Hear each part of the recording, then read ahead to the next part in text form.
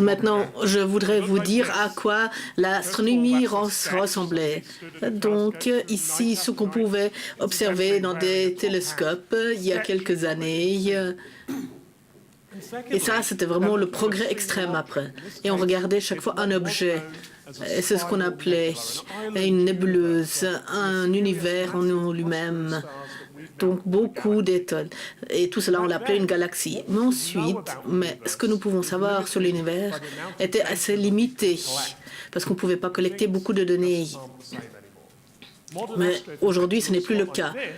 Aujourd'hui, ça ressemble à autre chose. Donc ici, vous voyez des milliers de galaxies et chaque fois il s'agit d'un système de milliers de soleils. Et si on veut comprendre à quoi l'univers ressemble et comment il fonctionne, dans ce cas-là, il faut qu'on étudie ces galaxies. Mais c'est un problème. Nous ne pouvons pas vraiment l'univers dans lequel nous vivons. Nous avons 96% de l'univers dans une forme que nous ne comprenons pas. Donc, nous devons nous intéresser plus à ces milliards de galaxies et ne pas les traiter comme des points de lumière, mais comme individus organiques. Car les galaxies nous disent quelle était leur histoire. Vous pouvez dire maintenant cette nébuleuse a eu un passé tout à fait différent de sa voisine. C'est ce que nous essayons de faire maintenant, de voir quel est l'état des galaxies et leur forme. Et pour cela, nous sommes nettement mieux en tant qu'humains que des ordinateurs. Nous reconnaissons beaucoup mieux les formes. Et donc, nous essayons de demander à nos étudiants de regarder cela. Et bon, après 50 000, donc ils ont abandonné. Et donc c'est pour ça qu'on s'est dit, voilà, maintenant nous avons besoin d'aide. Nous avons donc lancé un site web et on a demandé à tout le monde dans le monde à nous aider à classifier ces galaxies et à dire quelle est leur forme. Et donc dans les premières heures, on a eu déjà une réponse énorme. Donc 60 000 ou 70 000 répondent. Et ensuite on a eu des classifications de centaines de milliers par beaucoup de nombreuses de personnes. Et réunissant tout cela, ces classifications sont beaucoup plus détaillées et précises que celles même fournies par des professionnels. Et ce qu'il y a de meilleur à savoir, c'est que l'enthousiasme est toujours là et autant que nous n'avons même pas épuisé un centième de ce qu'on pourrait faire. Mais une chose très intéressante à passer, si on demande à des centaines de milliers de personnes à participer à une recherche citoyenne, rappelez-vous, oui, il y a une foule, mais la foule est formée par des individus. Donc, ici, il y a par exemple Brian, ici parmi nous, donc, qui nous a aidés aussi, donc pas maintenant dans cette image. Donc, lui aussi, il nous a aidés. Donc, bon, il faut dire que c'est un scientifique. Et il a peut-être aussi aidé. Et maintenant aussi, Hanni Farnakel, une femme qui enseigne aux Pays-Bas. Et elle a dit, bon, je vais faire de même. Et elle aussi, elle a commencé à observer des galaxies. Elle est la première personne dans l'histoire à donner de l'attention à cet objet. Et cela montre la possibilité des êtres humains d'être distraits, en fait, de ce qu'elles devraient faire, ces personnes. Et elle aussi voulait savoir, eh bien, qu'est-ce que c'est? Elle l'a appelé, c'est un wop. Je crois que ça signifie, je ne sais pas exactement ce que ça signifie exactement en néerlandais, car cet objet, il y en a un sur un millier ou un million. C'est donc effectivement un nuage avec des gaz et cela se trouve au centre d'un trou noir. Et maintenant, cela est passé de la phase d'un trou noir actif à passif. Nous savions que cela pouvait se passer, mais on ne l'avait jamais vu, cette transformation. Mais à cause de tellement d'yeux qui ont observé cela, eh bien, on a pu observer chaque image. Et c'est ainsi qu'on a pu suivre cette procédure.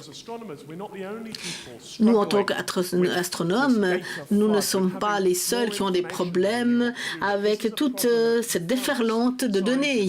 Tous les scientifiques sont confrontés à ce problème. Et c'est pour ça qu'on s'est dit, bon, il ne faut pas simplement regarder les galaxies, mais essayer de prévoir aussi de ce qui va se passer. Donc, par exemple, ici, avec un orage sur le Soleil, de dire qu'est-ce qui peut se passer. Et pour aider les climatologues pour voir ce qui s'est passé par le passé et ensuite de pouvoir faire des prévisions pour l'avenir. Et donc, nous essayons aussi des scientifiques qui font de la recherche sur le cancer. Ensuite, ils peuvent mieux classifier des images. Et chacun de ces projets utilise la façon de milliers de personnes ont investi leur temps pour reconnaître certaines formes. Et nous avons donc maintenant développé une plateforme pour cette science citoyenne où les personnes peuvent s'asseoir devant leur web et voir quelque chose en l'espace de quelques minutes, ce que personne d'autre l'avait pas remarqué auparavant et vraiment contribuer à la science. Et donc, ce sont les personnes elles-mêmes, tout le monde qui peut vraiment faire de la recherche. Mais ça, c'est pas seulement ce qui est intéressant, il y en a d'autres points même. Une fois que vous avez fait confiance aux personnes et que vous les avez convaincues qu'elles ont les capacités de contribuer à la science, eh bien, tout change. Par exemple, nous avons appelé cela Planet Conscience, et plutôt non Hunters, donc plutôt des gens à la recherche, des chasseurs de planètes. Et donc ça, je dois dire que c'est pour l'astronomie, c'est super intéressant en ce moment d'avoir vraiment des citoyens qui font de la recherche avec nous. Donc, pour les chercheurs de planètes, on ne peut pas voir vraiment directement les planètes, mais de voir les effets indirects. Et donc, de regarder les transits. Donc, par exemple, la planète qui passe devant une autre étoile. Donc, voilà ce que vous voyez ici. Et si on peut vraiment le voir, eh bien dans ce cas-là, on peut dire oui, cette planète est là.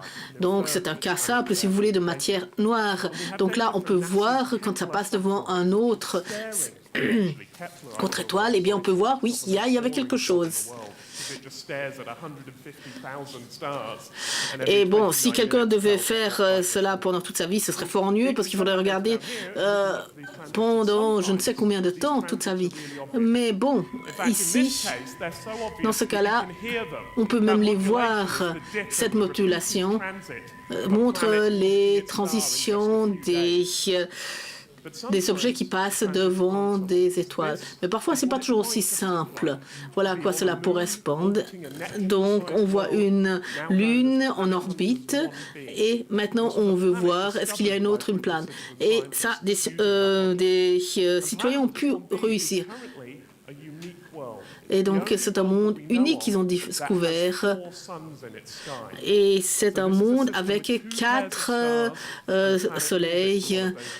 Et c'est une planète qui est en orbite autour des lunes. Et nous disions que ça ne devait pas exister, mais cela existe maintenant.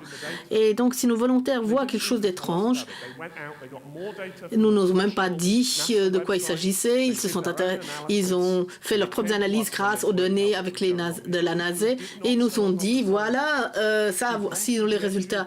Et ils étaient simplement motivés. Ils étaient convaincus qu'ils pouvaient faire quelque chose d'utile pour ce projet. Et ensuite, ils ont collaboré ensemble. Et donc là, je veux dire, ils ont vraiment fait une découverte absolument génial. Et donc ça s'est passé. C'est ça ce qu'on appelle vraiment la science citoyenne. Moi, ce que nous sommes en ce moment, eh bien, nous avons plus de 20 projets en cours. Nous avons des robots qui collaborent aussi avec les humains. Donc, par exemple, comme Kepler, satellite. Et ensuite, on a les humains ici sur Terre qui analysent ces données. Donc, c'est très bon d'avoir cette collaboration entre robots d'une part et des humains. Bon, ça ne fonctionne pas comme ce qu'on vous montre ici. Non. Mais bon, ça c'est effectivement, ça n'aura jamais l'air d'être ça. Ça ressemblera plutôt à cela ensemble, car cette machine est un télescope géant. C'est un télescope qui est en train de construire, qui se trouvera sur une montagne au Chili et qui sera un des plus grand télescope. Et il ne regardera pas un objet, mais il regardera l'ensemble du ciel. Et il donnera vraiment comme un film de l'univers. On verra toutes les étoiles qui seront en train de scintiller. On verra les planètes qui transiteront devant. Et on verra vraiment aussi les galaxies qui se transforment quand soudain une partie tombe dans un trou noir, etc. Mais bon, c'est un grand défi, puisqu'on aura 30 terabits de données qui seront produites. Et ça, c'est un défi. Comment ensuite travailler dessus? Nous allons avoir un demi-million d'alertes chaque nuit.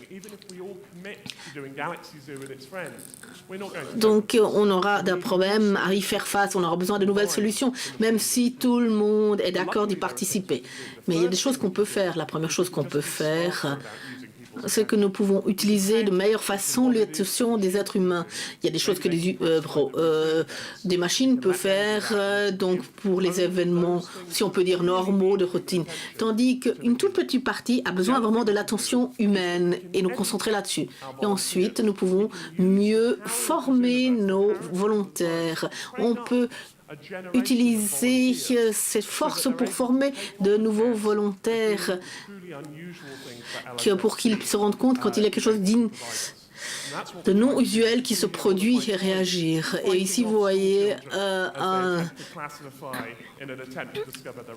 de mes collègues quand il est en train de former des jeunes. Les messages que je voudrais vous laisser, c'est qu'il y a une solution à cette déferlante de données ou d'avoir plus de données sur l'univers qu'on peut utiliser. La solution est d'inviter des millions de personnes et de nous rejoindre dans la science. Et si on peut trouver une façon de le faire et qu'ils ont l'impression qu'ils contribuent vraiment à la science, dans ce cas-là, non seulement on forme les volontaires, mais on peut changer leur vie et leur attitude face à la science. Je vous remercie.